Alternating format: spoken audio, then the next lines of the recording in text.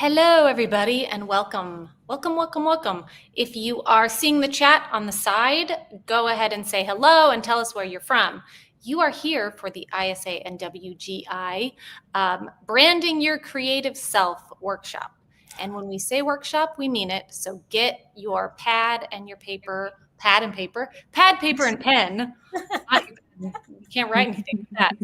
Get ready to do some homework and do some work with us. We're going to work on your brand through this entire session. So get ready to do that. We are super excited to be here. I am Shayna Weber. I'm with ISA, and I have Felicity Wren with me. We are going to be running the workshop. First, we wanted to introduce the members of WGI, and they are going to talk a little bit about themselves, and then we're going to get started. Zariana. Yes. Hi, everyone. My name is Zariana Gonzalez, and I'm the Programs and Communications Coordinator for the WGI. I'm so glad to be here with you all, and thank you to ISA for partnering with us on this workshop. I'm happy to see some familiar names in the chat, so hi to everyone who I've seen at workshops. To talk a little bit about the WGI, we're a nonprofit organization, and our main goal is to run free and creative writing workshops for underrepresented and marginalized communities. We have a lot of different communities that we work with, and we do so with a talented pool of mentors, and we do mentor groups, and a lot of our mentors are professional writers, and I have two of them with me. I'll look to turn it over to Carla and Manfred to introduce themselves. Hi, everybody. My name is Carla Briscoe. It's exciting to see some folks who have worked with WGI here attending tonight. I'm a program advisor. I also serve on the board of the WGI and as a mentor. I've been involved with the WGI since 2016. All our workshops are made possible by a very generous bequest that was made by the screenwriter Helen Deutsch. And I would like Manfred to tell you a little bit about the workshops that we do and have done since 2008. Oh, thank you, Carla. Hi, my name is Manfred Lopez-Graham. I'm also a program advisor, and I'm also a WGA member and captain there as well. So I'm like really steeped into the whole WGA culture. And I just want to say something before I mention the partnerships that the WGI has. I've been either taking workshops or teaching them, or been part of fellowships like all my life. I've been trying to, master writing, and like nothing comes close, in my opinion, to what the WGI is doing. It's amazing. The reason is they've discovered like this formula. I don't know if it's a formula, but they basically pair two mentors who are very experienced writers, and then they partner with different organizations. And for example, it could be Wounded Warriors Project, Witness to Innocence, American Library Association, and each of these nonprofits basically selects people, and then we have a session where we work with them, and the writing that comes out of those workshops is stunning, and in some cases actually has saved lives. And anyway, I hope some of you can take some of these workshops one day. Thank you. Awesome. Do we have a link to the workshops? Is there a way that they can find you if they're from ISA and they don't know about WGI? If you're from ISA and you don't know much about WGI, I can try to join the chat and share the link to our website and our social media. We share writing prompts every week, and we always feature our writers, and there's different ways that we're working on getting other people involved. So come join our community online. We love it. Awesome. Well, thank you all. And we are going to say goodbye to the WGI members and kind of get into this. While they disappear and go off camera, they'll still be here. So if you have questions, you can jump in the chat and ask them too. We will have a Q&A at the end. So if you have specific WGI questions, save them for the end and we can pull them up. Yes, Felicity? Thank you. Oh, I thought you were like raising your hand. She's like, excuse me. Okay, so Manfred, are you going to go off camera? Oh, there we go. Okay, Yeah. He popped back in. Before we get fully started, we will also just talk a little bit about ISA for those people who are WGI and don't know about ISA. Welcome. We are ISA, International Screenwriters Association. We are a hub for screenwriters and filmmakers and producers and people in the industry. Our platform is a place where you can list all of your screenplays. You can have a profile. You can share that profile. We have writing gigs. We have contests. We have a screenplay library, which is absolutely amazing and growing every single day. You can connect with people. Yeah, we have a whole bunch of resources on there. So if you haven't checked us out, networkisa.org, come on and create a profile. It's free. And you can also join Connect, which gives you more opportunities, and for $10 a month. And it's going up fairly soon at the beginning of the year. So jump in now and save it. That's our little spiel. Felicity over here is going to talk about the development slate. Yes, Shayna and I run the development team, part of the ISA. And I have to say, if you're $10 a month, you get 4 free screenplays a year. So it already makes up for itself. But the development slate is a top tier selection of writers that we have collated over the last 10 years. And they have come through contests, through the Writers' Showcase, soon going to be called the Marketplace, through success stories, through referrals, through the Diversity Initiative, through the Student Fellowship. We have lots of ways of trying to find writers. And then basically what Shayna and I do is we're a giant matchmaker. Some might call us a giant Tinder, but a classy one, of course. And what we do is we have meetings with producers and managers and agents and filmmakers and directors, and we find out what their mandate is, and then we matchmake with the screenwriters that we have. If they're not on the development slate, we have something called a writing gig, which you can apply for. And if you go through the writing gig, we are looking there too. I always kind of say that we're like detectives at the ISA. We're like secret detectives that you don't know about. And what we're trying to do is find you. And we're looking for writers that have a great voice, are authentic, have a new perspective, a great way of seeing the world. And we think, how can we help you? How can we change your career? How can we move you forward in a career that seems to have so many blocked doors and so many gatekeepers? And we want to help you with that. And that is what the development slate does. We give them feedback on their scripts. We give them feedback on their pitches. We get them ready to go out and have general meetings. And we have certain contests like the Fast Track Fellowship, which is actually designed to get you good at doing that. There's 8 meetings in 1 week. And by the end of that, you're scared of nobody. So it's a really good, fun platform. Also, we really do love screenwriters. We believe in you. Without you, there is no story. And without the story, there is no business. And so please know that we absolutely love what you do. You are brave, you are kind, you are putting yourself out there, and we want you to have a great time this evening, and we want you to have fun, not take yourselves too seriously, not take us too seriously, which is why, Shayna, it might be time for the big reveal. And take these sunglasses off. Okay, so we are here to talk about your personal, your creative brand. So Felicity and I showed up like this, very specifically, so that we kind of fit apart. So when you came on and you saw Felicity with sunglasses on, and you saw me with like a little goth, little dark lipstick, you probably had some sort of judgment. You probably had some sort of perception of who we were or how we were going to be in this. And the point of that is that when you show up on Zoom or in person anywhere, what you look like matters, and it doesn't mean that you have to glam yourself up. It just means the way that you're presenting yourself is the way that someone sees you. So when you guys saw me in my white, like gothic with my skull behind me, you probably were like, oh, okay. Or you loved it. I don't know. I love it. This is half of me, and you'll find out later about my personal brand. This is half of who I am. So if I was pitching a horror movie, I might show up like this just to set the tone. So we will get into that. Felicity, why don't we talk about what personal brand is while I take this off? Yeah, I wanted to kind of show up as kind of blousy, you know what I mean? Like someone who didn't care, looked like they'd just come from the beach, got a scarf on, wasn't really prepared for the meeting. And that, again, gives you a certain kind of idea. But I don't think you personally, I understand what you're saying, Bija. I hope I said your name correctly. You don't really even consciously sometimes take in or understand that you're thinking something about someone like that. But honestly, we are sending clues all the time. We're sending little stuff about who we are. I mean, it looks like I can keep plants alive. You know what I mean? That kind of stuff tells you something about who I am. We actually had a meeting with a great company once, and there was someone in the background, and he had a huge horn that literally, it was hard not to mention it.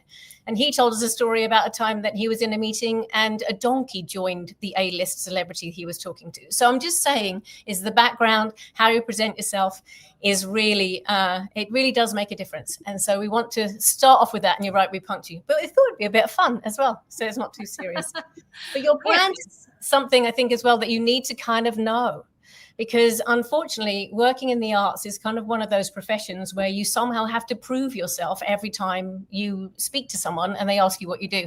You know, being an accountant, it seems, is pretty easy. Just no one goes like, so what's your best sum? You know what I mean? It's just like, it's just accepted that you're a great accountant. Whereas if you're an artist, a writer, a director, an actor, have you done something? What are you working on? Oh, what kind of things do you write? What kind of person are you? How much success have you had? It's all kind of part of the package. So we want you to be ready out there just to go bam, bam, bam. This is who I am. This is what I do. And if you can actually help me in some way, then I've already told you how I can be helpful to you. And then maybe you can start the conversation from there. Right. And so in the chat, why don't you guys tell us, for you, when somebody asks you, okay, tell me what you write. Tell me what you do. Do you guys clam up? Do you talk too much? Like, where are you at right now in this process of like, oh, I got it figured out. I know exactly what to say. Or are you sort of like, I don't even know what to say and I kind of just wing it every time? Or do you have a spiel? Just let us know in the chat, like, where you are in this process. What we're going to do first is we are going to just talk about some famous, very well-known creatives, and we're going to sort of tell you about them, and then we're going to see if you can guess who we're talking about. And we'll the reason why we want to do this is because I think, we were saying earlier about the fact that, you didn't make any assumptions about us. But with famous people, and they're actors and they're musicians and they're directors, and we've got some clues for you. But their brand is so strong that we can tell you about them and you should be able to guess who they are. And so that having that kind of same way of talking about yourself and having that same recognition, even if you aren't these A-list people that we're going to make you guess. But again, we thought it'd be quite fun. It'd be quite fun for you to kind of guess, like, who is that? Who is that person that does that? Would you like to start? Sure. All right, I'm going to start with one of these. Let's go. Okay. This person's brand is about exploring the dark underbelly of seemingly perfect worlds, often with a razor-sharp satirical edge. She uses beautiful, polished aesthetics to lure the audience into unsettling narratives. This is a filmmaker, and she often has very bold leading characters, a lot of females who are in, how would we describe her? Social dynamics, class, power, privilege. She's dark humor. She pushes against. Right away. Far Horizon Traveler, Emerald Fennel. Good job. Yay. See? And the thing is, like, we kind of like explained a bit about who she is, but she has a brand. With Saltburn and Promising Young Woman, people know who she is, and they also know what to expect from her as a filmmaker and as a writer moving forward. And I'm not saying you want to trap yourself down that line, because it is kind of like a narrow path, but in being able to be recognized for something, so someone knows, okay, if I give them money, once they've had some hits, and then two, they have this certain kind of brand that we know is successful, that is always very helpful. So I'm going to do one now. He has a brand so strong that his name has become an adjective. I didn't know that. He is feature films with a distinctive visual style, combining German expressionism and Gothic elements with a quirky, dark sense of humor. His protagonists are often heroic loners who are happy with their isolated existence. Do we know who this is yet? He likes stripes. He definitely likes stripes. He uses stop animation, high angles and deep shadows to create a world that is both bizarre and oddly endearing. He's also does is We got one. Oh, there we go. Yes, Tim Burton, 10 stars. That's exactly it. So All right. as you can see, that's amazing, isn't it? You can kind of tell. Let's do one more aside from the darkness, and just see if you can understand this. Okay, this is a public figure. Their brand is built on foundation of relatability, integrity, and the everyman hero. He's often associated with roles that are grounded and trustworthy, and his brand is so strong that product placement in his films has become a trend. He plays characters who, despite being ordinary, face extraordinary circumstances with courage and integrity. From a man with a low IQ on a journey through history to a FedEx employee stranded on a deserted island. Who knows that one? He's the nice guy. He's the guy that always plays. Yep, you got it. Tom Hanks. Tom Hanks, 10 stars. Tom Hanks. So now he isn't a screenwriter, but he still has a brand that is very clear about who he is as a person and what he kind of offers as an actor. And that's kind of what you need to do for yourself. You need to think about your unique identity as a writer. And it's really a combination of your experiences and your voice and the kind of stories you tell. That's really what makes up your brand. So it's kind of like a personal creative fingerprint. It's the who you are and what. So it's the who and the what. And that's the combination of that is what you can use as your brand statement. And this is something that, just like when you're pitching, you want a really short version, and then you can expand it into a longer version. So these are keywords that you're going to create today. We're going to start working in 1 minute. And you can use this to build into when you have a general meeting, when you're out networking and somebody asks you about you. These are things that can be very short, or you can expand it into a longer version. So we are going to start creating from step 1 for you and kind of like building up to this by the end of this conversation. So let's get started. Do you guys all have I said pad and paper, but Pad and paper. Get your pen and paper out. Felicity, do you want to intro this? Yes, certainly. I think really what we need to do now is for you to just like let go of any kind of preconceived ideas about who you are and what you think you are, and instead just flow with it. What kind of writer are you? There was I was looking at someone else's kind of comments up here, and they said, I like God stories. So do you like God stories? Do you like romances? Do you like the underdog story? Do you want to fix the world? Are you interested in justice? And just kind of start writing about the kind of writer you are, someone who sees I don't know, problems and wants to fix them.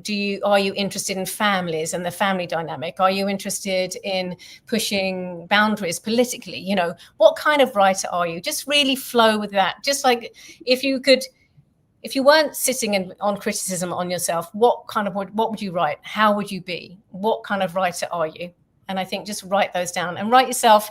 I think it's hard because sometimes you can think of 5 good words, but actually they're the most obvious ones. Try and think of 15 good words all about you as a writer and really explore the edges of who you are. Shayna, what kind of writer are you while people do this? Okay, so before we do that, yes, Brienne, it is kind of like an elevator pitch about yourself. That is very, very true. So just like you need to know your stories in 30 seconds to be able to be like, yep, this is this story, you need to know who you are in that same 30 seconds. So that is exactly right. And that's what we're working on. For me, while you guys are doing this also, if you want to throw in words in the chat, it's always helpful to other people to kind of hear different words and go, oh yeah, that one kind of works for me, or that's kind of like who I am.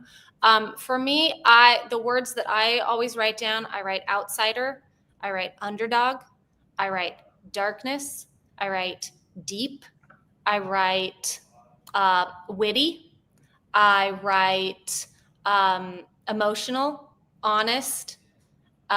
Those are kind of words that come up for me. I like surprises. I like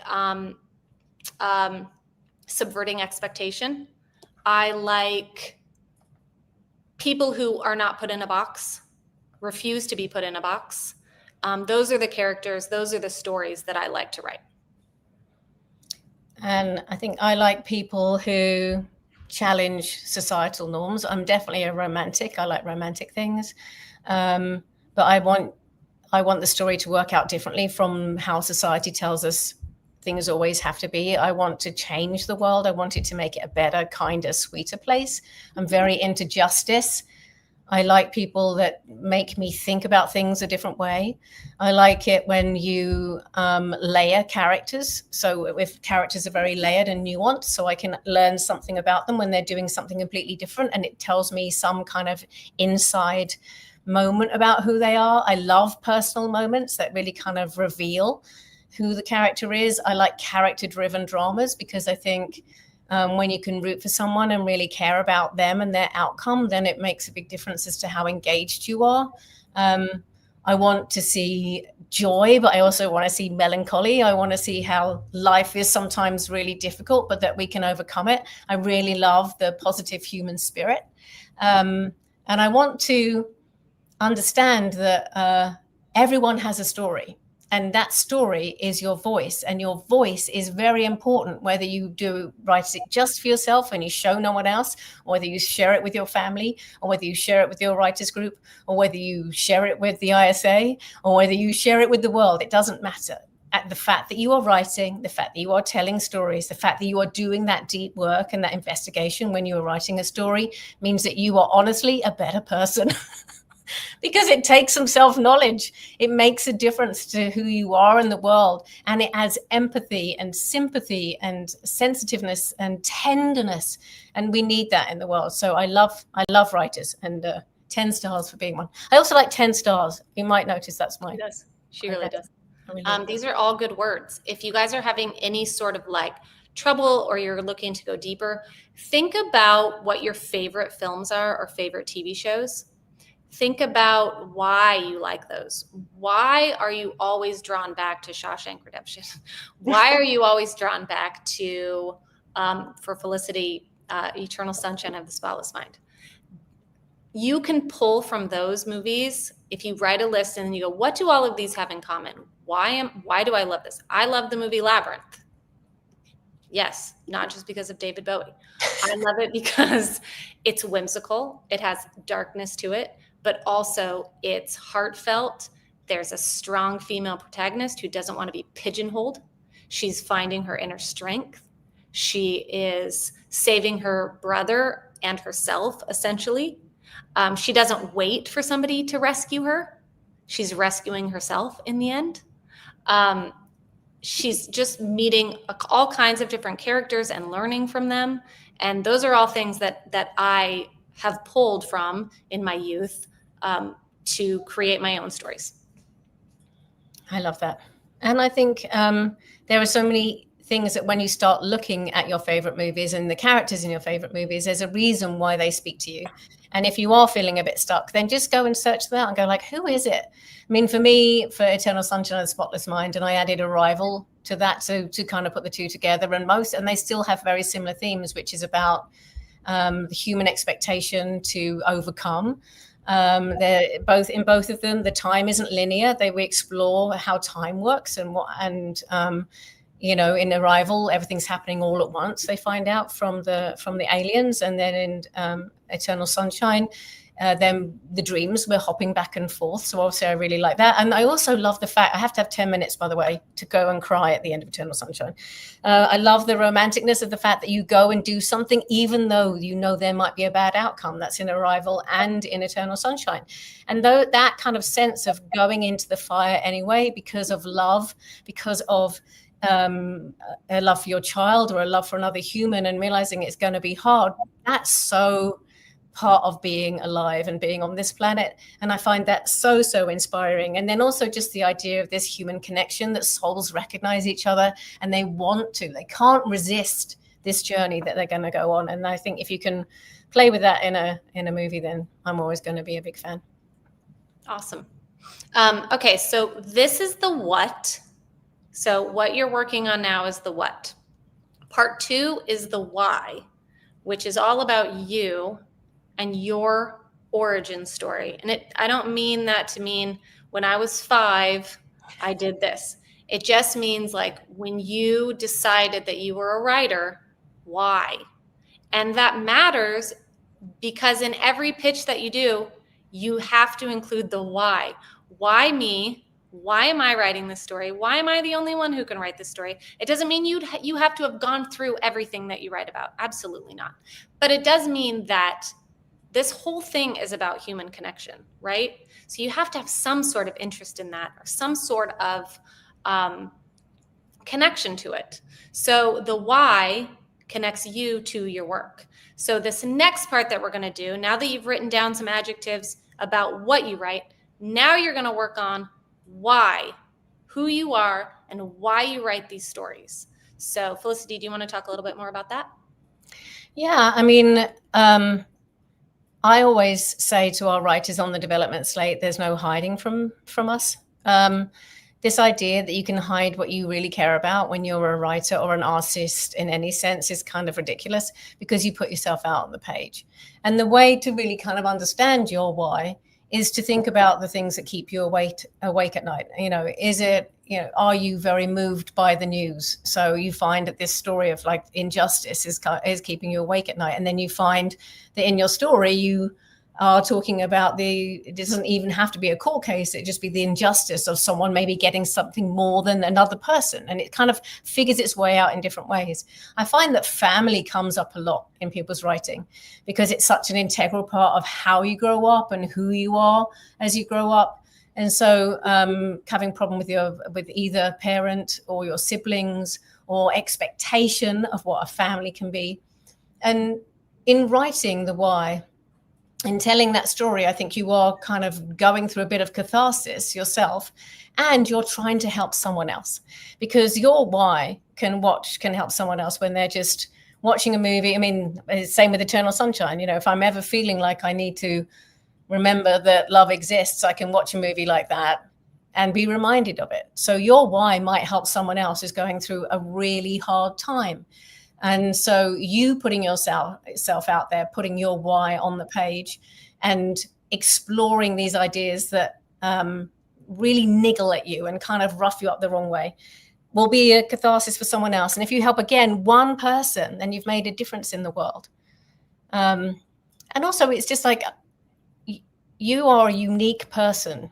Your viewpoint, your vantage, your upbringing, your family life, the things you've gone through, the jobs you do, the pets you've had, give you a very specific point of view. And that is magic because then you can be very, very kind of laser focused because of who you are. And I think it is what you do for work does make a big difference then as to how you are and the stories you want to tell. One of our fast track fellows was a teacher, and he definitely a lot of his stories were about educating young people about the future. And so he wrote kind of grounded sci-fi stories, but it was really about helping young people understand themselves and maybe kind of get a bit of an idea about what they could do to help with the worrying times of maybe global warming or feeling like they're lost or what's going to happen if the world ends. And so that became a focus of his because he was a teacher. Let's talk about a couple comments in here, which I think are really important. Catherine's saying, this is hard for me. I focus on fluffy genre worlds. That's okay. Everyone. And also Bill is saying, what if your why is I want to make people happy? Well, now you got to like therapy yourself a little bit and you got to go back and you got to think about, I mean, I love that. I think there's room for that. Why do you want to make people happy? Why do you do fluffy genre worlds? Is that something because you want to share joy? That's fine. Like, let's talk about those kinds of things. If just because you haven't had like some severe trauma that you're trying to work through, it doesn't mean that you don't have a why. Why do you write that stuff? Does it make you happy? Do you want to, like, is your whole goal to just spread joy? Great. That's amazing. You should do that. Yeah, I think there was a bit of a, I don't want in any way to say that there's a kind of hierarchy of story or of ideas. There is not. There is just the wish to share something that's happened or an idea that you have with someone else. And if it is just to make people happy, lots of people have really hard lives, and the idea of just being able to sit and let something wash over them is very appealing. There's a reason why it's called Christmas in July on Hallmark, when those movies all kind of start, because sometimes you just need to watch a Christmas movie where there's a lady who goes to a small town and becomes a baker and has a horrible ex-boyfriend. But don't worry, there's a hunky carpenter in this new town, and he can help her by chopping down a tree, which then she can use to fuel her oven and make these amazing cookies that then win the contest at the bake sale, for the Christmas bake sale, and then all is well. So I obviously I jest a tiny bit there, but it's story is story, and there is, if it makes you happy, if it makes someone else happy, that's all the justification there is. And I think owning that, saying that's what I want to do, is your brand. That is you kind of owning who you are as a person. That's you saying, you can, if you're bringing your past into it, you might say, I've just had a really hard upbringing. I found that Christmas wasn't very jolly in my youth when I was growing up, and so I now write the best kind of Christmas stories I can to mend that bit of me and to make sure other people have and can see amazing family stories around the Christmas time.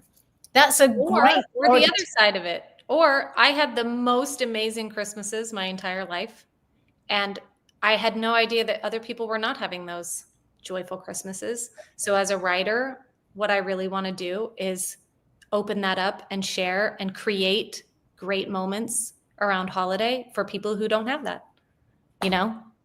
Whatever it is, there's a reason why. You just need to tap into that, and that's your own personal job, essentially. But you really do have to have a reason why. So don't just say, I don't know, I want to make people happy. Well, that's great, but you're a writer. Come up with something creative about why.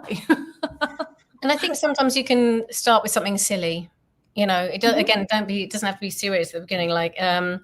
I love making my nephew laugh. I like seeing people dressed up in Christmas jumpers, and so that kind of gives me joy. So I always make all my characters wear the most ridiculous clothes in these Christmas movies, because it's such a happy memory for me when I was, what I mean? I think you can, I have to say that we have in the past, we're not talking about lying here, but we have in the past, when we've been helping writers prepare for a pitch, say if this hasn't happened to you, because you might be pitching someone else's story. We do this sometimes with young people that come and we become a mentor at the ISA. We'll say, this isn't your story, but how can you relate yourself to it so that you can then say, the reason why this story affects me is because. And so we ask them to find their own why on a story that they haven't even written. So you got to write the story. So you have a why in there somewhere. But it might be deeply hidden because you don't really want to admit to yourself. But this is the time. This is a safe space. There are no wrong answers. You cannot get it wrong. There's just fun exploration and just oh, God, maybe I am really obsessed with chocolate cake. I mean, I am. So, you know what I mean? You could add that as something. We met a gentleman earlier today that has a very significant beard, and he always writes a beard into his story. But he is famous for his beard. So that's now one of his calling cards. It can be anything. That's what's magic about it. I will share my why. And it was a little difficult for me to try to figure it out. It has taken a long time. So this is not something, you guys, that in this session, you're going to have fully figured out, or you're oh yeah, that's it. Work on it. It's always going to evolve. It's always going to grow, but this is something to include. So for me, I grew up in Oregon on a farm. I did 4-H. I showed sheep in the fair, and I was always pigeonholed into being who people thought I should be. And they always thought they had me figured out. And that irritated me so bad when I was little. And still to this day, I don't like people telling me who I am. So I'm always drawn to characters who feel pigeonholed, who feel like they're put in a box, who feel like they're labeled a certain way, and what they really want is something else, and they go out and they go and find that something else. I was always the good girl who was like sweet and innocent and followed the rules. And what I wanted was something deeper and darker. It doesn't mean I followed a life of crime. It just means I wanted to dive in and just feel free to be who I wanted to be. And so I moved away from there and I moved to LA. And so that started my journey there. But every character I write is always somebody who's in a box, who doesn't want to be in that box, who wants something bigger.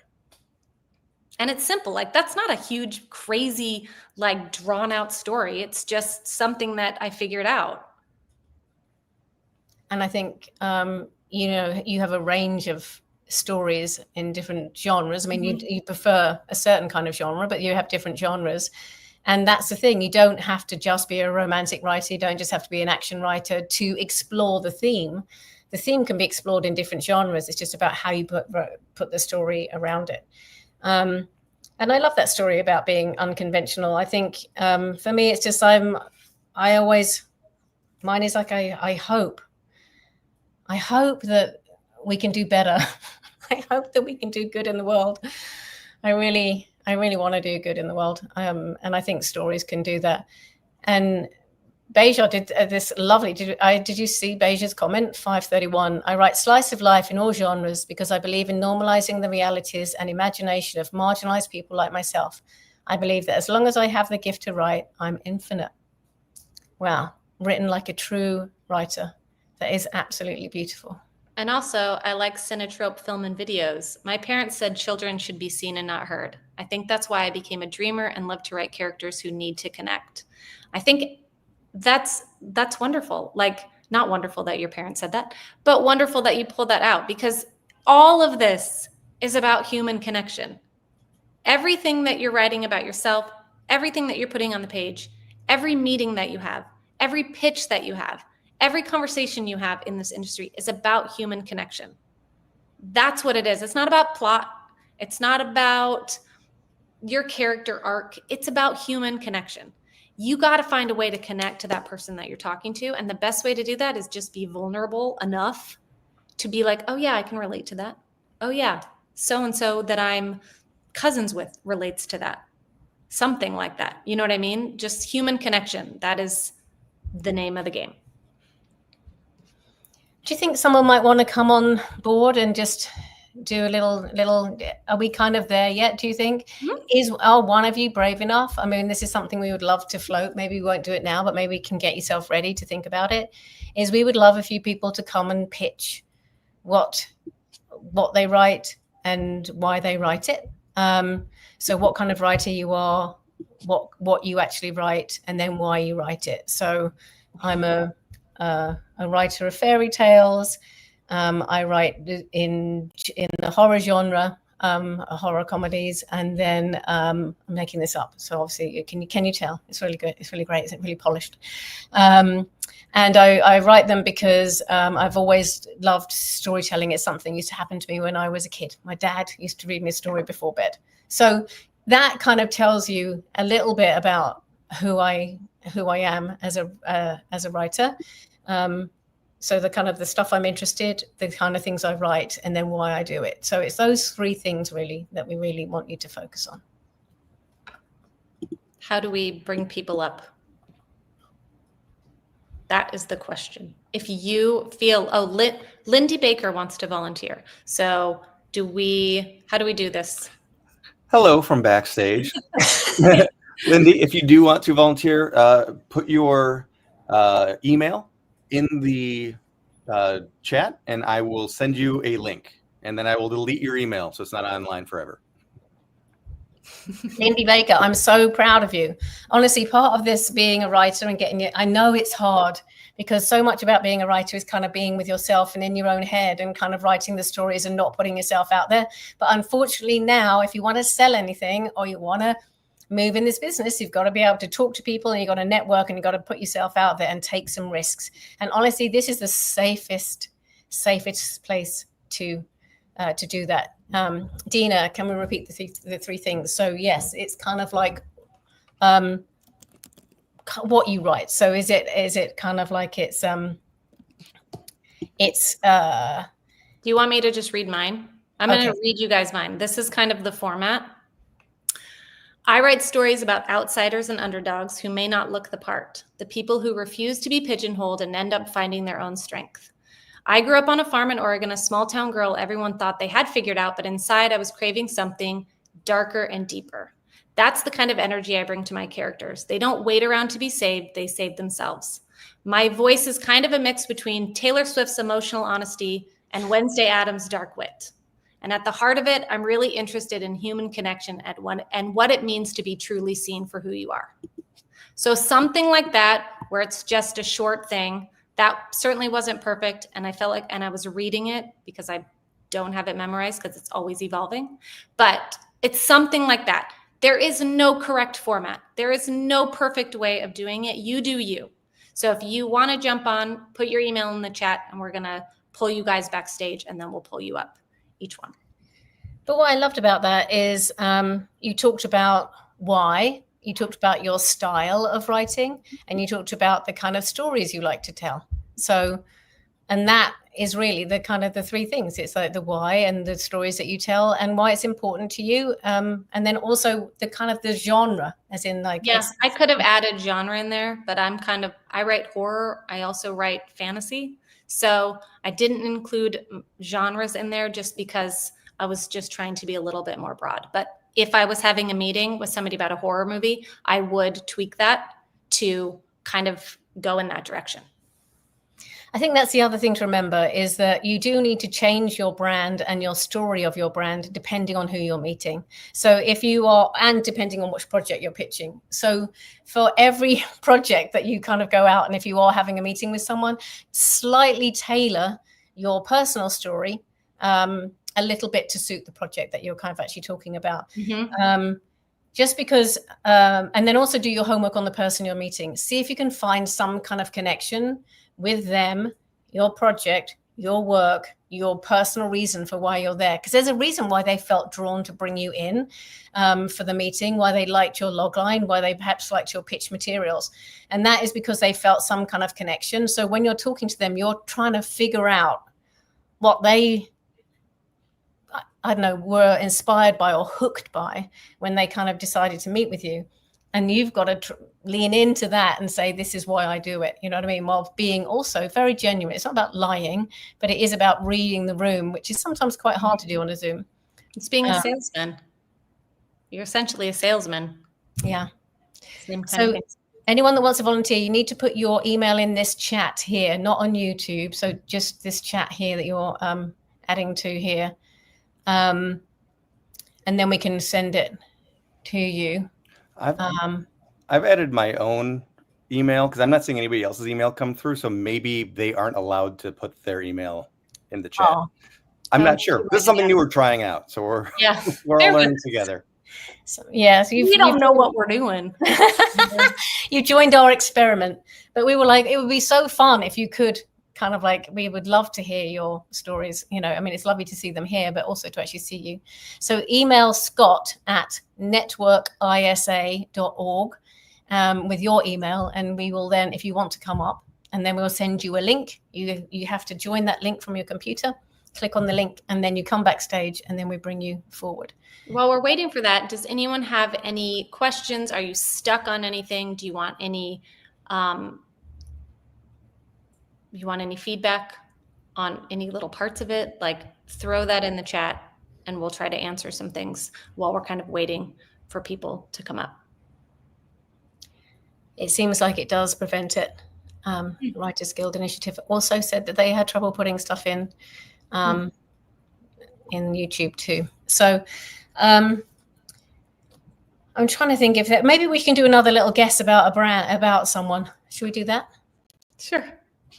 I'm going to read something.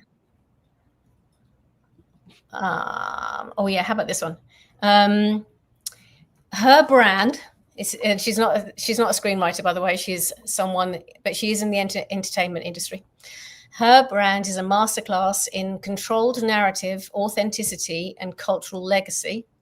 She has cultivated a brand that is both aspirational, queen, and relatable, every woman. She maintains a tight control over her public image by being selective about interviews and meticulously scripting her album rollouts. She has pioneered the surprise album drop, which causes an online frenzy to market her work.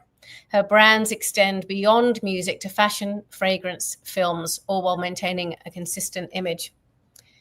The core of her brand is heritage. She infuses her work with the personal and cultural history, from dedicating her album to her late uncle to naming her fashion line after her mother and grandmother. Her brand is about female empowerment and telling stories that connect her audience on a deep emotional level. I like some of these ones. I believe that Taylor Swift could be one of those, but it's not her. And I'm just going to say, all the single ladies. Well, I think Ross got it first. Oh. Ross H. Martin. Is it Beyonce? Yes, it is Yeah. Beyonce. And Surf Bunny. Yes. I do like Paris Hilton. I mean, yeah, if we go back, like she's one of the OGs, right? Yeah, she definitely knows what she was doing. Okay, so let's talk about Bernadette's question. I want to tell my personal story, not to be a full writer. Any suggestions on a one-time project? I've written newspaper articles and chapters for books on my personal story. Well, I don't think it really makes any difference. It's just a kind of version of a story. Because you're not selling all these other elements of your portfolio, because you are writing about chapters for books on her own personal story, right? I've written newspaper articles. So really it's just about why were you moved to tell this story? Why do you think the world needs your voice out there right now? How is that story going to come to light? And I had to try and understand a bit more. You want to tell your personal story to who? I mean, is it in meetings? Because if it's in meetings, then just prepare the same way as if you were a writer talking about a script. If it's about building a website, then I think really look to the words about who you are as a person, who you are as a storyteller, even with this one-time project, and then kind of build the language on your website or your bio using those kind of words. So if it's about integrity, personal integrity, if it's about some kind of specific incident happened, use that. It's really about coming back to yourself, and those words that we asked you to look at in the first instance should be somewhere in your bio, on your ISA bio. They should be on your website if you have a website with your work on it. If you introduce yourself, you can say, I'm a daring writer. I'm a someone that likes to push boundaries. I'm someone that explores the marginalized areas of society. I'm someone, whatever it is that, the words that we said first, that pins you as a writer. And I tell these kind of stories, and this is why. I'm this kind of writer. I tell these kind of stories, and this is why it's important to me. I'm this kind of writer. I tell these kind of stories, and this is why it's important to me.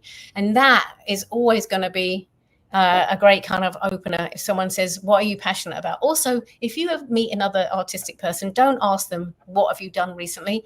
Say to them, what are you passionate about right now? What are you working on that's really lighting you up? What are you working on that's kind of like makes you want to get up before work if you've got another job and do the extra time on it? What is really kind of making you excited about being alive? Because that is what being an artist is. It's about having this passion and this drive and this need to tell this story. Awesome.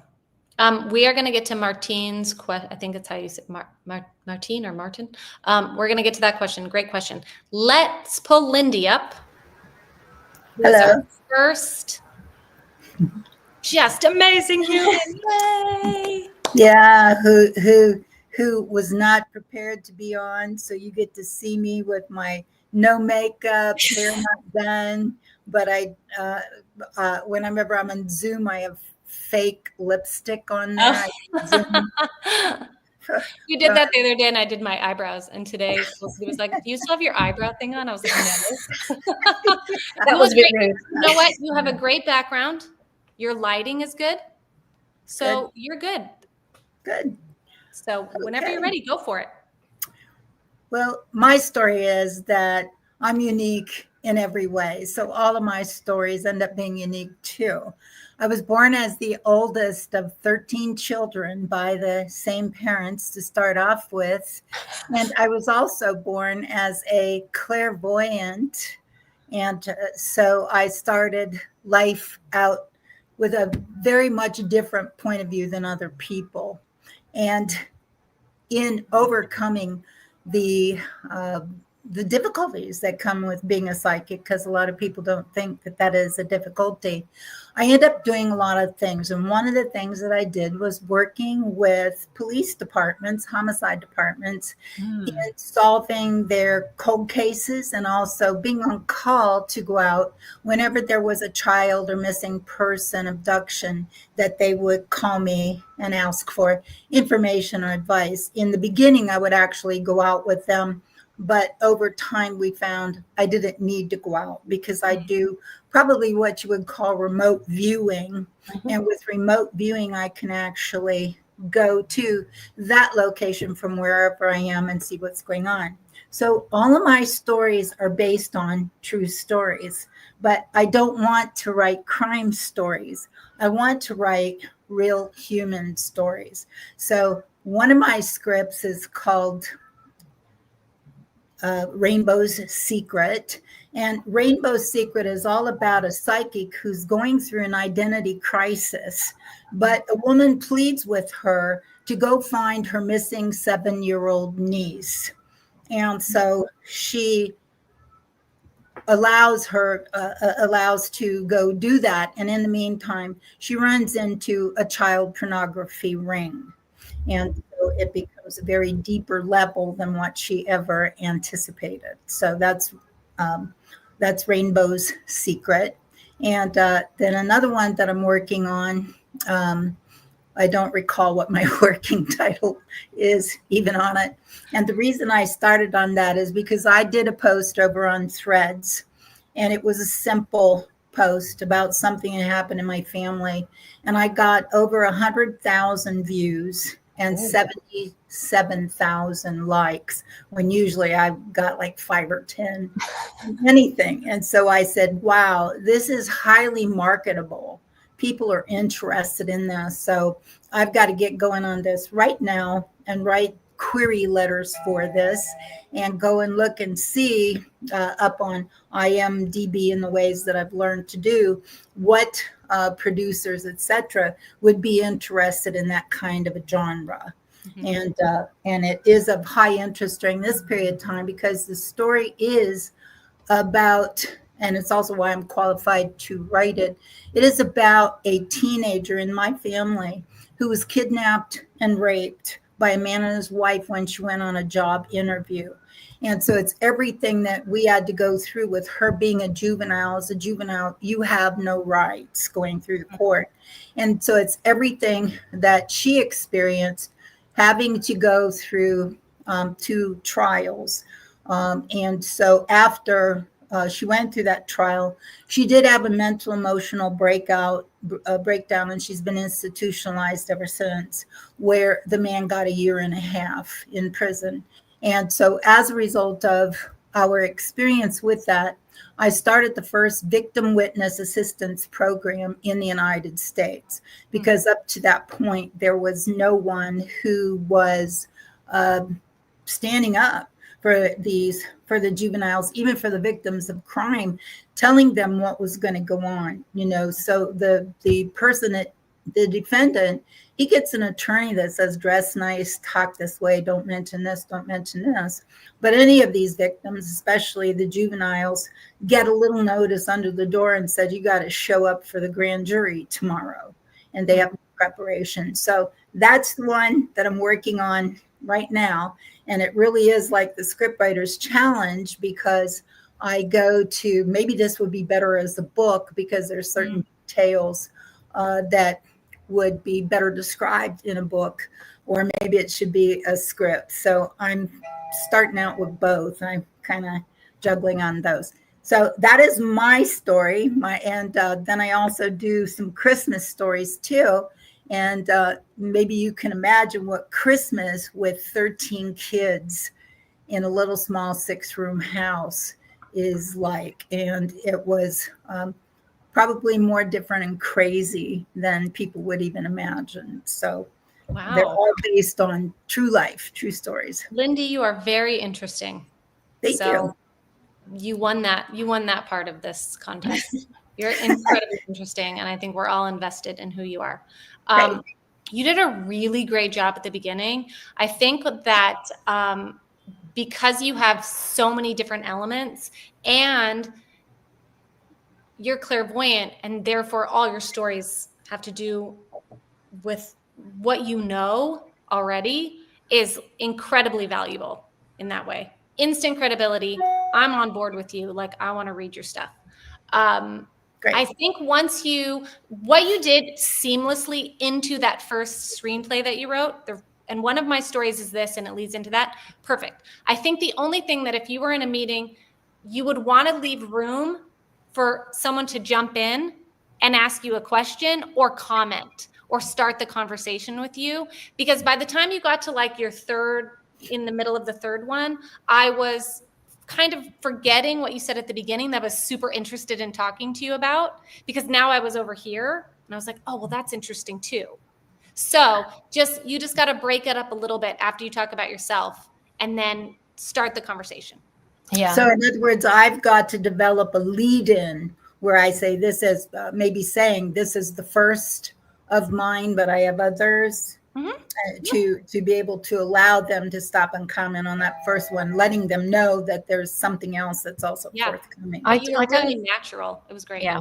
And I don't think they're ever going to think that you've only got one project, to be honest with you. They're never that. So I don't know if you really need to say that. I just think when you first came on and you said you're clairvoyant and 13, there were so many jaw dropping moments. So it's really like, and that's why I became a storyteller, because you can imagine how many stories I have. And the first, then you could say the first one, you know what I mean? It's like and I think it's just my other thing is like, you have to keep your energy. So like, if you get, even if you can't remember the title of your other one in that moment, make something up. You go like, oh, I've got another one, still working, or just like, can't say, let's still working on the title, calling it blah, blah for now. And it's again, really just about kind of keeping us engaged. We're never kind of like, but I think that moment of Shayna was saying, so we were like, so based on a true story, because I think that's the other thing you really have here is you have IP that's based on a true story, and you are the person to tell it because you have lived real life experience of these stories.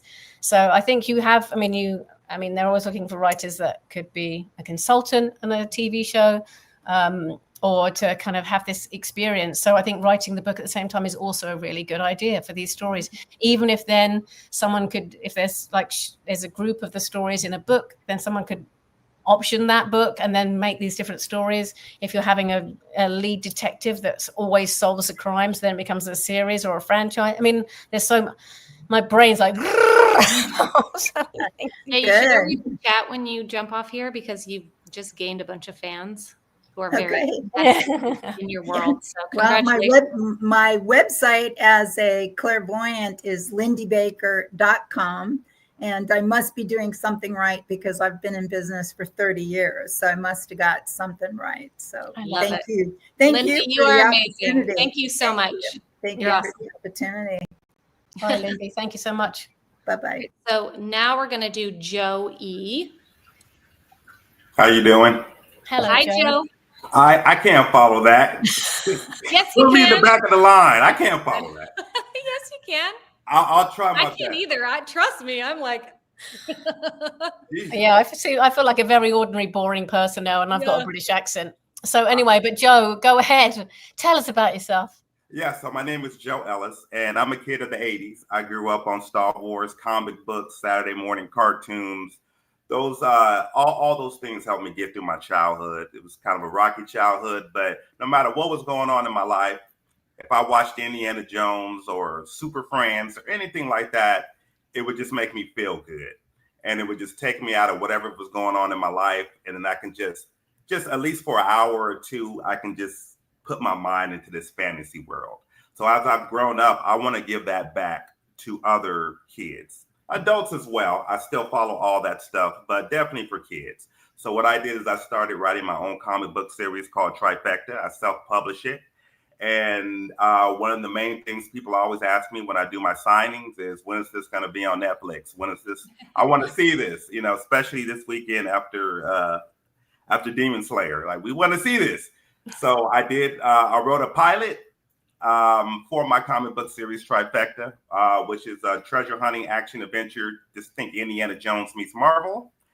And it's about an archaeologist who quits his boring 9-to-5 job at a museum, and he decides to set off and find a mythical mask. And on the way, he meets a whole bunch of characters that want to take it from him.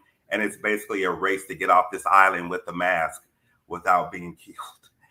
And that is pretty much the plot. I'm also working on an action horror feature as well as right now, because I want to have a wide variety of things, not just one genre. So I've done working on that as well, which is about two siblings who have to come home because their father disappears, and they have to find out what happened to him. And they find out he's involved in all types of grimy criminal activity, and it actually leads to a secret society of demons that are trying to take over the world.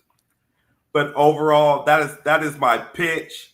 And basically, I'm doing this just for the love of the game, the love of the story. And I just want people to be submerged in a nice fantasy story where they can forget about their problems and just for a few hours, just live life and just be happy, especially with everything going on right now in the world. We don't need to talk about politics and all this. We just want to have a good time. And that's where I'm coming from. Joe, you have the best energy. Thank you. You really do. I listened the entire time. I was just locked on you listening, because what you're putting out is passionate and fun and energetic. And that's half the battle, right? It's just to get someone not to glaze over and zone out and think about what they're having for dinner. So excellent job. I do have a question for you. Yes. When it comes to characters, yes, why are you drawn to these characters that are in these impossible situations? Oh, because most of the time they're over their heads. Okay. And most of the time I'm over my head. So you have a character who starts off thinking one way, and by the time they get to the end of that journey, they're a completely different person, because they've gone through so much stuff. And while they might think one way, as they start encountering other characters and seeing other people's perspectives, it's like, hey, you know what? Maybe I need to rethink the way I was thinking about these people, or the way I was thinking about this certain situation. So I love flawed characters who are maybe a little stubborn in the beginning, but toward the end, they start to understand, hey, I got a lot to learn. I don't know everything. And again, that reflects back on me as well as a person. I'm always learning from people. So that's what really draws me to those characters. So add that into the beginning when you talk about your love of movies and escapism. Okay. Add that part into it in that beginning part, because then by the time you get talking about your project, I know who you are. I know what the story is. Even if you're talking plot, I already know character wise. Okay, these are characters who are in impossible situations, start stubborn, learn through this, come out a different person. There's your arc. So just add a little bit of that in that beginning section, and you're going to be golden. I can do that. And I think the other thing, just to add to that, and I agree, you've got really great energy, is that I would say don't talk about, like, I don't want to talk about politics. I don't know. I wouldn't add that into your thing. I would just kind of, because actually everything is politics. So even them changing is kind of what is the forces that are forcing them to change, and it could be how other people are treating them, and that's kind of political. So it's all in there. But what you're saying is you don't want it to be there as medicine, Yeah. You want to talk about things that make people feel good. There'll be lessons to be learned along the way. The characters will change, grow, evolve, become more sensitive, become whatever it is that you kind of like is your line for them. But I think that is the thing, because again, back to character, rather than, because this person you're speaking to might be an activist and they're like, goodbye. You know what I mean? That's the other thing. You just have to, there's a little bit of keeping everything nice and easy in a meeting. Okay. I appreciate all the advice. I love it. You absolutely nailed it, and you absolutely could go after Lindy. So congratulations, Joe. Yes. You're awesome. 10 Thank stars. you so much. Thank you for speaking with me. Of course. All Okay, right. so Joe and Lindy, if you wouldn't mind hitting the exit studio button now that you're wrapped up. And then Yes. Katie is next with Robin after her. Bye, Joe. Bye. That's the God Scott speaking from above. Hi, Katie. You're on mute. Okay, perfect. Hi, Katie. Hi.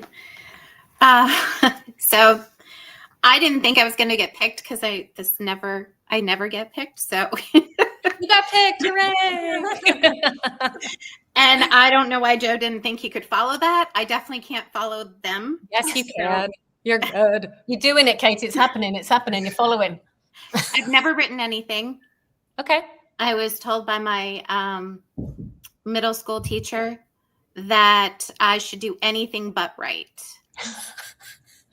Well, They sound nice. They sound like a lovely person. So yeah, I continue to write, but like in secret. And I just would write my thoughts. I would actually just have conversations. That's what my writing was all about, just conversations. And everything I wanted to say but couldn't. Mhm. Everything people told me I couldn't do but wanted to. Just thoughts. And a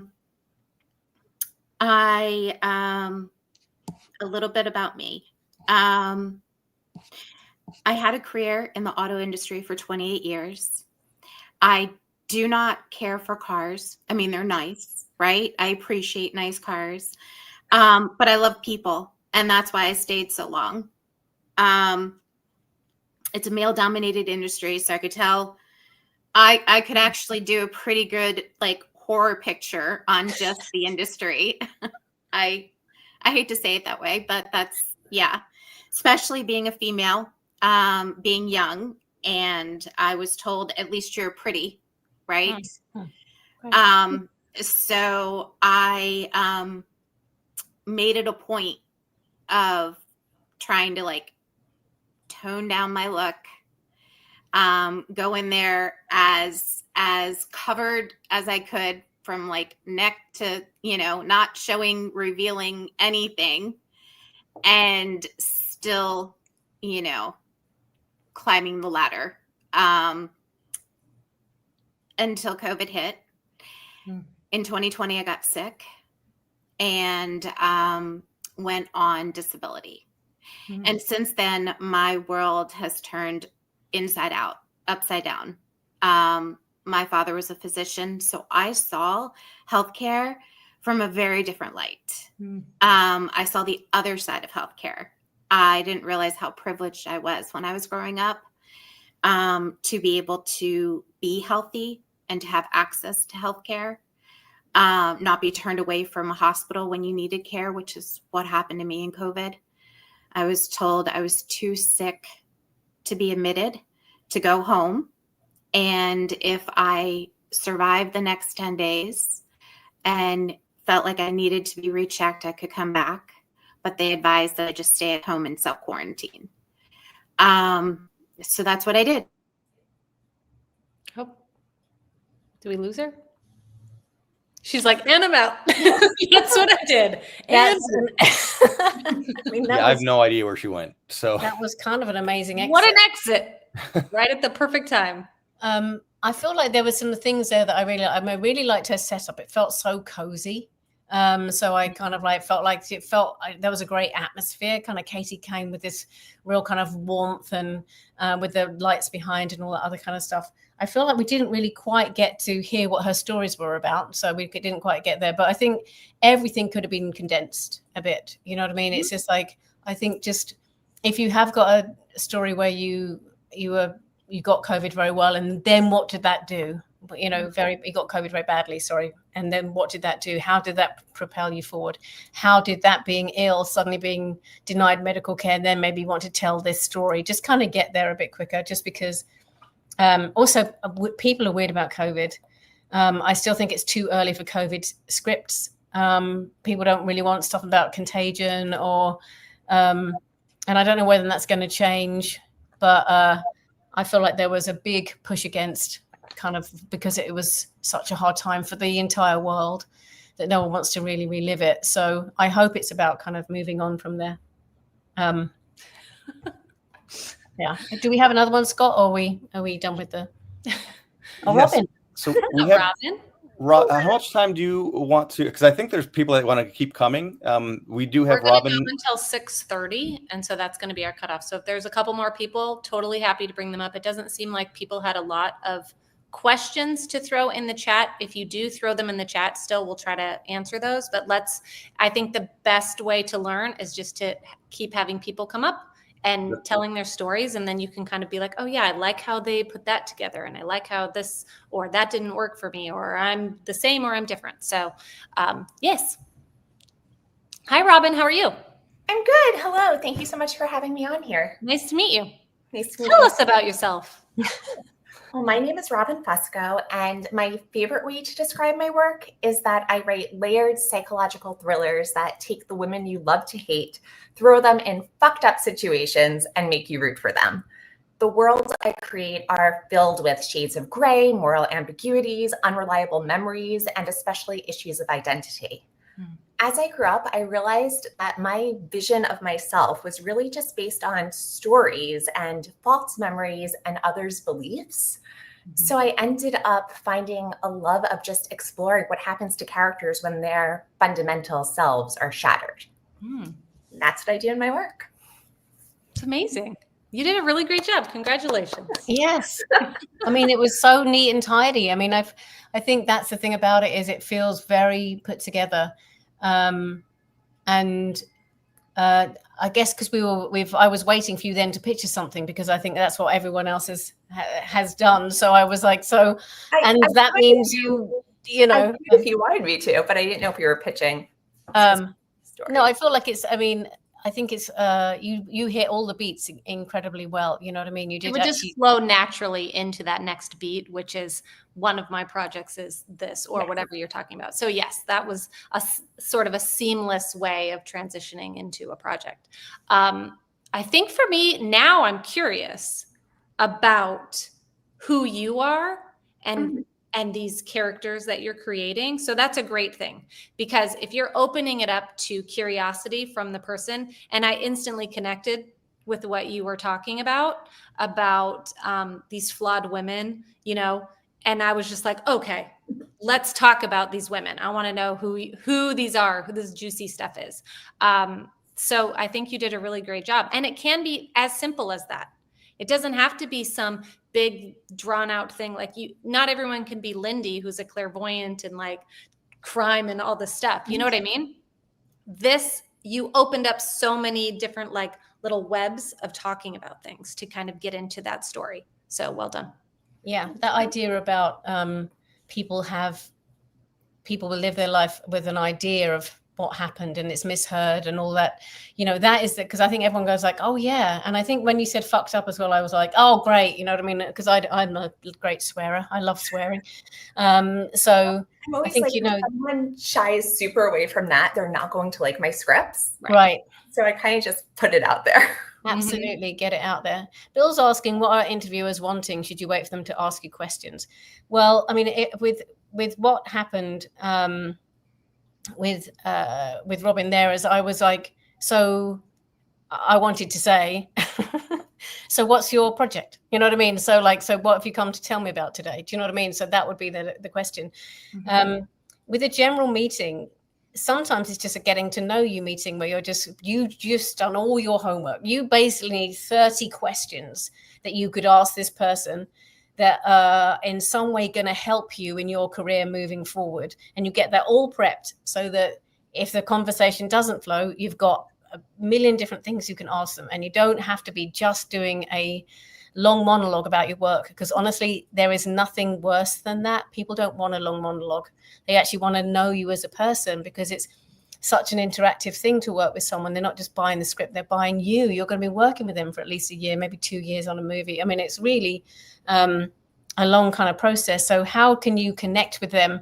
You know, you saw that, I mean, obviously Shayna and I both laughed at fucked up women. So you'd be like, you seem to me like you like fucked up women too. We'd be like, yes, tell us about it. Do you know what I mean? And being able to as well react and go a bit off script if you get a question or if you have an answer like that, so you're ready to hop in, is always good. That's a really good point. If you're talking about yourself and you can notice when that person either leans in or has a facial reaction or lights up or makes like a head turn, any sort of reaction, you got them. So use that momentum and pull that into, if they don't ask you a question, do what, like Felicity said, oh, I could see that you kind of laughed about the fucked up women thing. So da da da da da. Let me tell you about this really messed up chick, you know, whatever. So yeah, really well done. Thank you so much. Awesome. Thanks, Good to Robin. hear. Bye. Thanks, Robin. 10 stars. Okay, we're bringing Katie back. Katie. You're Oh, you're on you mute left now. it the best cliffhanger. I didn't realize my computer was my laptop was about to die. I apologize. It died at the perfect time. You literally just left us at that moment. I mean, talk about cliffhanger. I mean, I we know. were like, is this the next episode? What's happening? So what is the next episode? You'll have to remind me because I have really bad brain fog. So where did I leave you? You were telling us about the fact that you had never experienced a health, being unhealthy and being turned away from a hospital before. You were 10 days at home in quarantine by yourself. Yeah. So I got my first call from the health department, a nurse at the health department, who said that she was going to be monitoring me from home, not to return to the hospital. And she would call me on a weekly basis, that I should stay at home and maybe even get my affairs like in order. So I started to write letters to each of my siblings. And they were, my goodbye letters to them. And I thought I was being sent home to die when the hospital sent me home. And so the first letter I wrote actually was to my dad, since he was a physician and he taught me pretty much everything I knew about healthcare. I started to have a conversation with him like I do in all my writings. And I just started to ask him questions like, what should I do now? Like, where should I go? No one is able to help. And he had just passed away 2 months prior to me getting sick. So he would have been the person I would have had on the phone. And those would have been the questions I would have asked him. So it's been about 5+ years since I became sick. And I've desperately have tried everything to get myself well again. And so I think at this point, what I would want others to know is everything I didn't. Kind of like laying out a blueprint. Like I needed a hero. And that's what I became. I realized no one was coming to save me. No one ever is going to come to save you. And did this turn into a story of what I did you're just trying to like figure out then the next place? Like, did those letters or the conversation with your dad sort of turn into a story that you've written out, or like where are you? So I've started writing a book, but I have no idea what I'm doing. Honestly, I have no idea what I'm doing. Nobody knows what they're doing. Yeah, I'm just stumbling through it. But I thought about writing kind of like a blueprint. Okay. For those who are currently in it or going through it or going to be following, when you're diagnosed with anything chronic, nobody hands you a guide. No one tells you these are the important things that you're going to have to figure out on your own.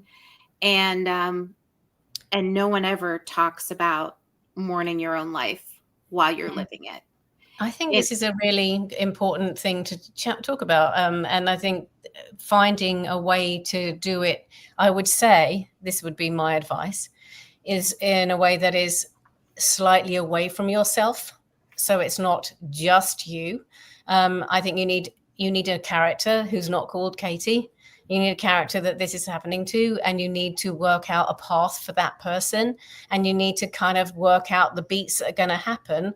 And you can draw on your experience and how things have, but then I think you need to expand it and go like, okay, what else can happen to Georgia, who has this kind of like this diagnosis? Because I think mourning your own life is something I'm kind of interested in. Do you know what I mean? There's a whole kind of spiritual practice about dying before you die, so that you can get rid of all the things that are holding you back, and maybe you can live a more kind of happier life.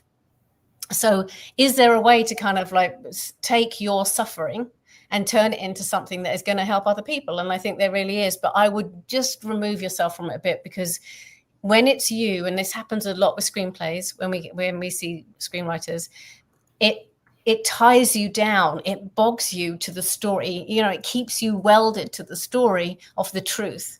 Whereas actually what you want to be able to do is push the boundaries, expand it further, make it more, is she a beloved teacher that has got, years and years of kids that she has looked after for all these years, and she now, won't be, what's her legacy? What is the thing that she's mourning? What life is she mourning? And you can like really expand that and use the things that happen to you personally around the health system and being turned away to fuel that, and then make that into a story would be kind of my recommendation. Okay. We're all rooting for you, Katie. Thank you. And keep going. I think the fact is that you are, you have made it. You're out on the other side, and I know it seems like you're still struggling, but there is so many people. We have another writer on the development slate who was told he had 3 months, and his wife said, with this mysterious unknown disease, and his wife said, write about it. And so he wrote a script, and he is still alive. And in writing about it and laughing about it and kind of processing it, he actually cured himself. And I'm not saying that can happen to everyone, but I just think there is something very cathartic in the process of writing and really kind of understanding why you are. Yeah, it is. It's powerful. It is. Yeah. And to give your message a voice is I think where the power lies. So thank you. Thank you for doing this. This is amazing. Nice to meet you, Katie. Nice to meet you both. Are you going to make another dramatic exit? I just can't wait. Yes, I'll just Let's answer this question that I meant to answer before we get to Jameson. Is there a strategy for a brand if you have scripts through unrelated genres? Example, action thriller and also rom-com romance. I think the strategy is understanding the thematic storyline. And then you say, I understand, I talk about these stories, this kind of story, these kind of characters going through these kind of hardships or joyous happenings. I don't want everything to be about hardship. Through the lens of a romance or an action adventure, but it's really your brand is the themes, the stories you come back to, the reason why you write, your why as a writer.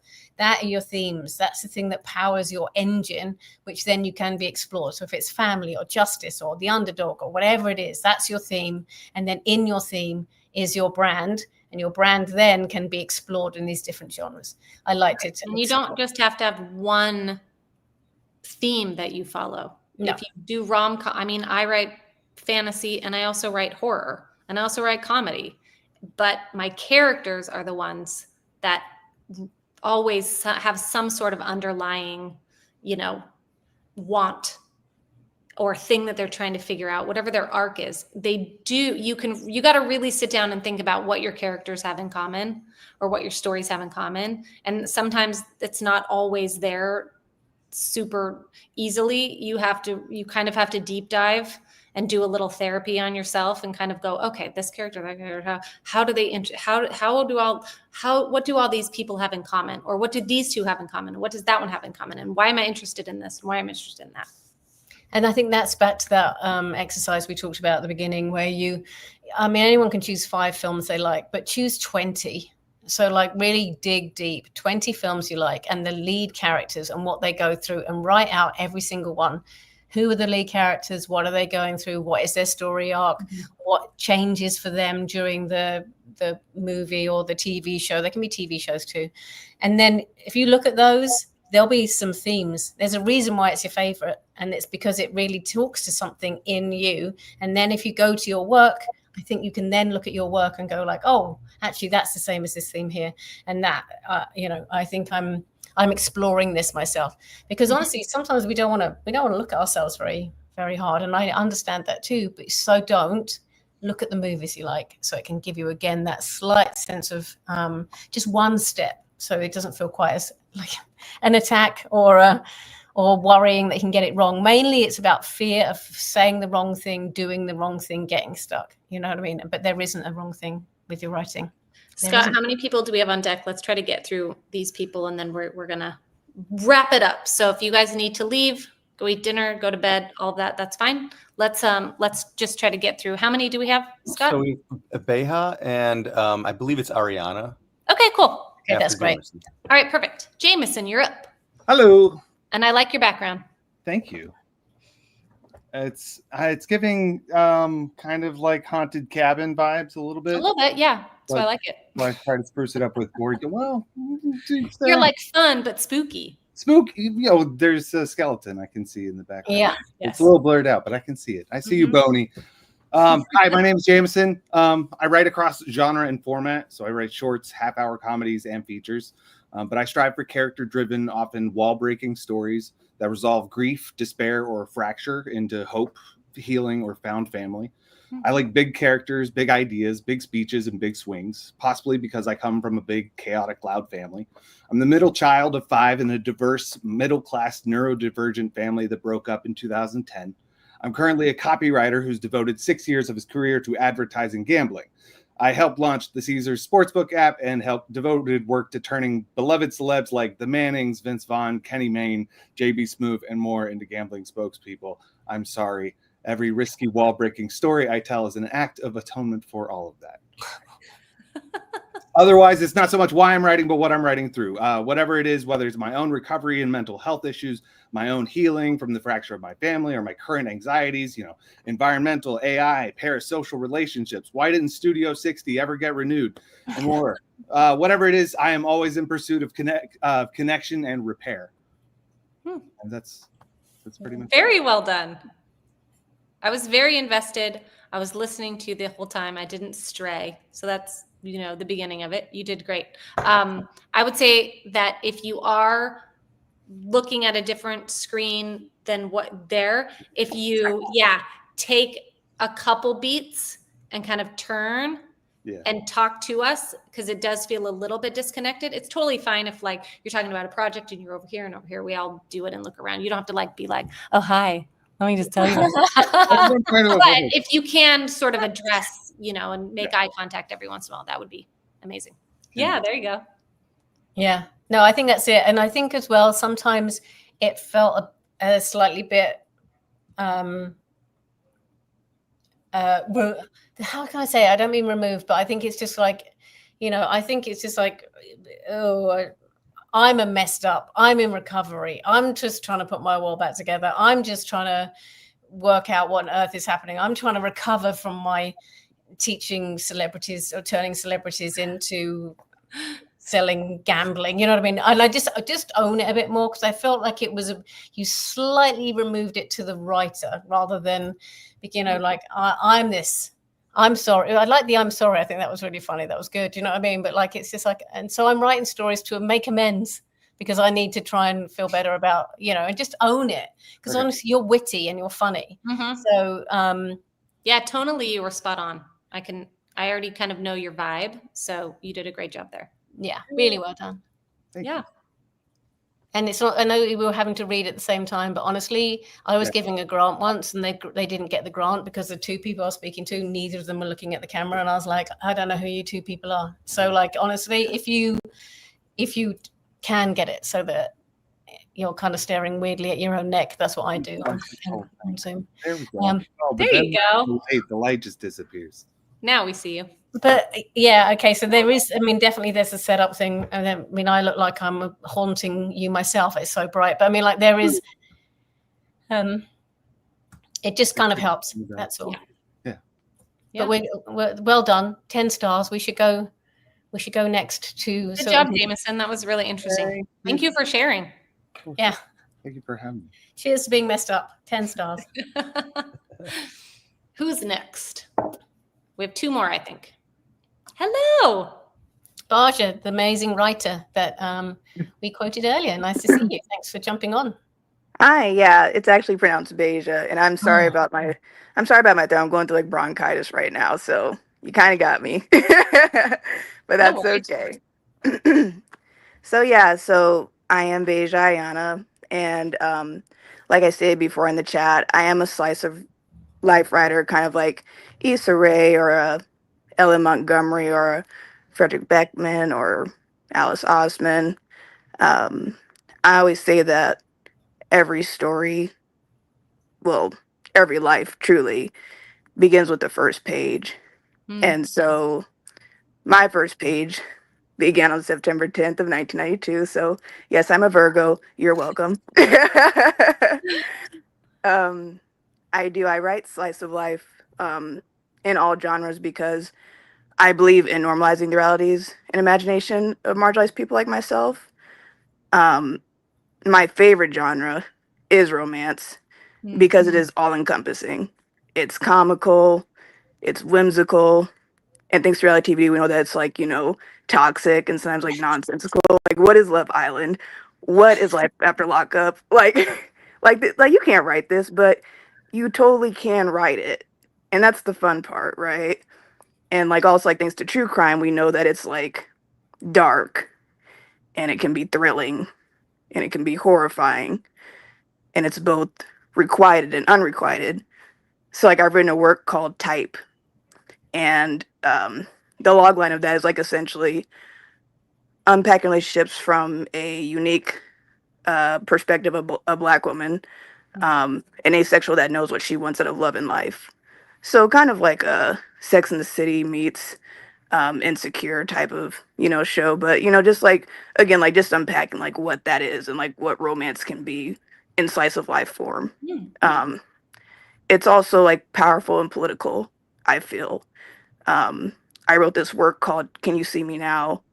And it's basically like, in order to save the world, a united group of colorful elite go back in time to stop European imperialism. So like there's like this unrealistic part of it, right? Like we're talking about sci-fi, we're getting into like, black holes and time travel and stuff like that. But there's like this empathetic part where, like there's people in this world that want to see change and like whatever we went through in the past, like we don't want to have to go through that. So if we can change it, that's what we want to do. And so like to me, that's like what romance is. Like that's what true love is. I want to jump in right there. When you talk about romance, the thing that's going on in my head is what is romance to you? Yeah. So if you pull that part you just said, that's romance up at the top when you're talking about it before you go into your projects, I'm on board with you. Then I'm in that project. I'm like, okay, I know your viewpoint. This is really interesting. That viewpoint is really interesting. Yeah. Load that here before you get into your project so that I'm on board then. I'm like, oh, that's interesting. What a viewpoint. And I think the other thing, sorry to interrupt you to jump on, but to jump on with that, it's just like when you laughed at yourself, when you went, I'm a Virgo, ha, you know what I mean? That was perfect. Yeah. The more you can be that kind of easy, carefree, honestly, no, most people are nervous about how a meeting's going to go. Do you know what I mean? Even the executives they don't go in going like, this is going to be great. They're worried it's going to be awkward and not fun or something. Do you know what I mean? It's a two-way street here. We're just two humans trying to get along. So if you can really show your personality and laugh and take the mickey out of yourself a little bit, I mean, that's obviously a British way, but you don't have to do that. But it felt funny. And when you were talking about, you're like, it's black holes and then that's kind of a really kind of interesting. I'm like, but in the romance genre, great. Okay, I understand that. Try not to read a log line because it just you take away from us being engaged with you when you just kind of like turn, because also it's log lines are so many words, they're a bit stilted, they're full of commas, whereas when you're chatting, you can just go, it's these people doing this, having a great time, and it's really me exploring about what I really think romance is, but in the sci-fi genre, you know what I mean? And then I'm like, oh, okay. And I think that's, very cool. I love the fact you told me your birthday at the beginning. You're very charming. I know that you've even got bronchitis. That's absolutely fine. The fact is, you would just, again, you brought it up, and you're not, just own it. Things happen. If you make a mistake, you just go like, oh, I didn't say that right. I mean, literally, you're allowed to be, the more human you are, the more likable you are, and the more kind of that someone's going to lean into you. And if it's not the right fit personality wise, there's nothing you can do about that either way. So you just going in being 100% Beja, yeah, right? Beja. Sorry, I'm trying to get it right. Beja. I'm doing 1,000% Beja, and then they'll either, and you just like have this enthusiasm about your stories, and I think you would do very well. Mm-hmm. Yeah. All right, we're going to try to wrap this up because I know we're going over. Thank you, Beja. Thank you. So is this our Ariana? I believe so. Are you there? Okay. There we go. Yes. Hello. Hi. I wanted to put a nice background. The fish tank. But my big head's going to cover it up. I can see it. So, what's that? Oh, you can? Yeah. See the light? That's cute. You're good. So I've had two ideas for a while. One was like a children's story about Princess Jumpy, a princess that went through a big scare one day, and she became jumpy, right? So just to introduce like PTSD to young children in like a more organic way. And I don't shy away from politics. I've seen children going through trauma that I don't know how I would, survive. And I just want them to have the words. If the book helps, or a little animated story, because I was one of them, and it felt horrible not to have words to put to it, or a place where to put it in life. And the other one is also related to that. It's just the personality change before child assault, and it was a cousin. So before the assault, I was with my dog. She barks at people she knows. It's very fun.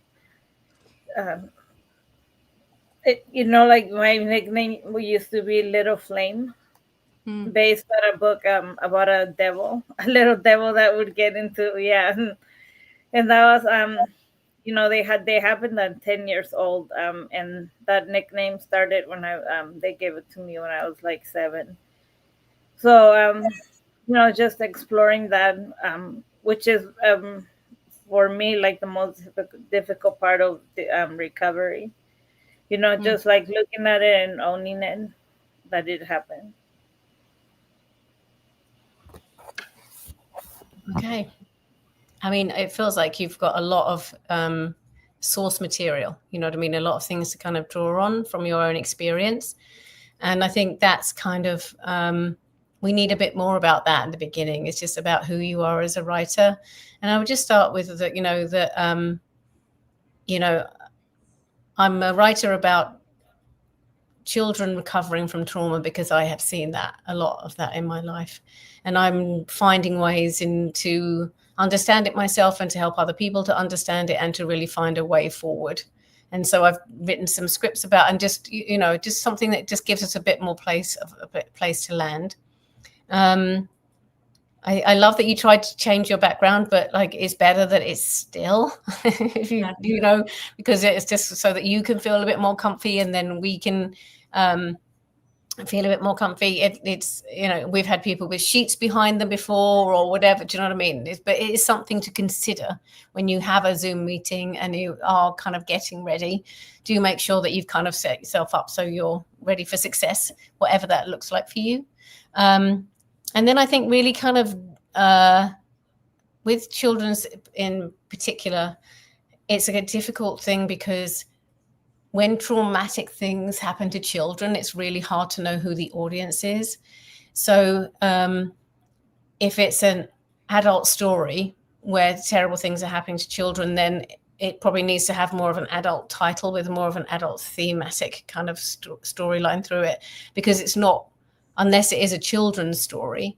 And then I think you have to find ways to explain how the trauma will be shown that feels suitable for the age group, because otherwise we're trying to place who the audience is, we're trying to work out what the tone's going to be, and that all those things to just help us kind of like make a decision on the work.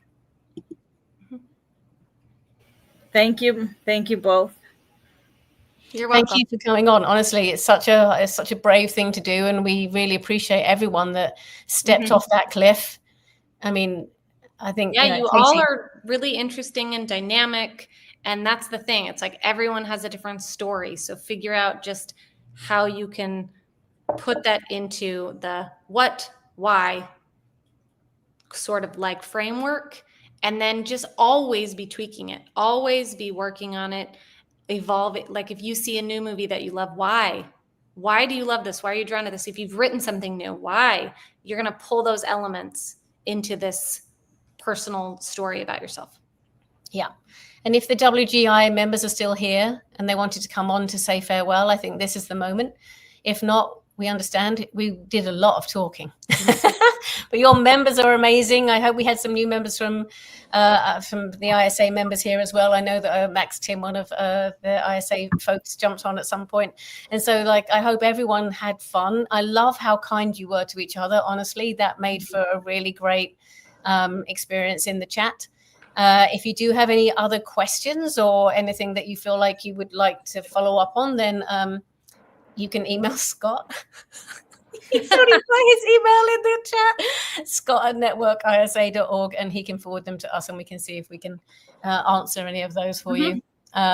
Because we'd love to carry on the conversation of making you understand that you're the important thing. It's your story, it's your journey, and bringing who you are to the front of everything you do is the most important thing, and it will make it absolutely charming and wonderful.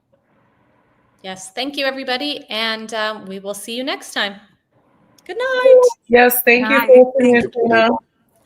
Bye, everybody. Bye-bye.